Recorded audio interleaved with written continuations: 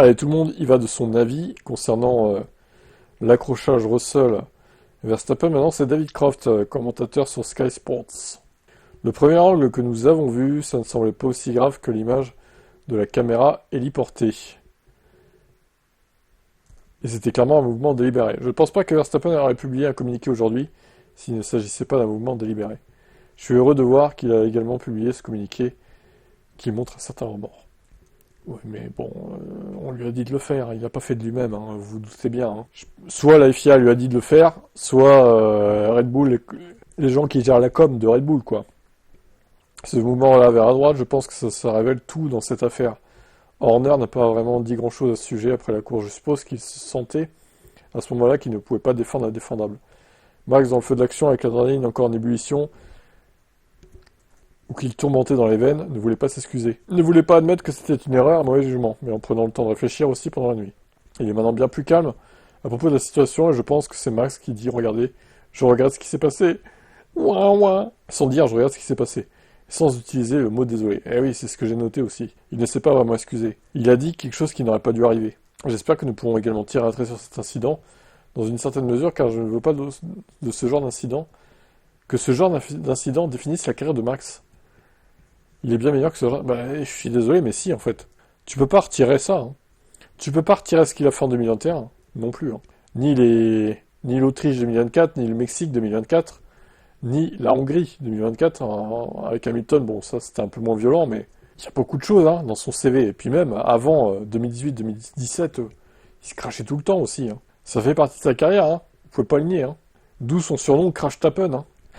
Alors, par rapport à une DQ éventuelle, je comprends totalement ce que voulait dire Nico. Je suis sûr qu'il y avait beaucoup de gens regardant direct Sky Sports en disant à peu près la même chose. Mais tandis qu'une pénalité de temps de 10 secondes peut ne pas sembler beaucoup, ça peut sembler être une simple tape sur les doigts en donnant cette pénalité de 10 secondes. Bah, ça a été pénalisant pour lui parce que tout le monde était regroupé avec la SC. Mais effectivement, 10 secondes sur une course à la régulière, c'est pas grand-chose. Hein. Il aurait perdu quoi, 2 places? Ou 3 peut-être, même pas. Hein. Peut-être 2. Hein. Les commissaires ont regardé Max à la 10e place. Il a donc décroché juste 1 point. C'est une grande perte de points. Je pense que la punition est appropriée. Vous auriez pu infliger une pénalité d'arrêt de 10 secondes. Bah, franchement, ça aurait été une course à la régulière, je pense qu'il aurait eu un stop and go. Voilà, ça aurait été 30 secondes au final, comme il dit, ouais. Vous auriez fini complètement hors des points. Peut-être que ça aurait pu être une pénalité qu'ils auraient choisi également. Mais pas nécessairement un drapeau noir. Non, je pense pas à la DQ quand même. Hein. Bien que je puisse comprendre que les gens la réclament. Je suis pas pour des pénalités massivement sévères comme celle-là. Mais suffisamment fort pour que Max y réfléchisse à 2 fois. Non, mais par exemple, revenons sur 2021. Monza 2021.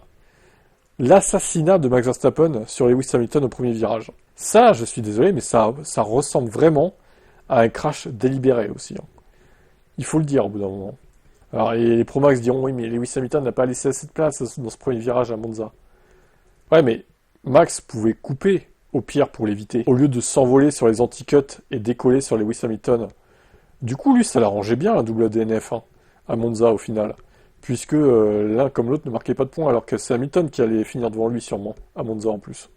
Ce mec est un vicelard. Ce mec a un mauvais fond, j'arrête pas de le dire. Donc là, encore une fois, c'était délibéré, bien sûr. Alors, pour le coup, là, bon, Russell joue pas le championnat, c'est vrai. Mais il se dit, Max se dit, moi, est-ce que je le joue vraiment le championnat, maintenant? Vu le niveau des McLaren. Moi, je me dis, je me venge. On me fait des crasses en piste, vas-y, rien à foutre. J'essaie de me venger d'une manière ou d'une autre.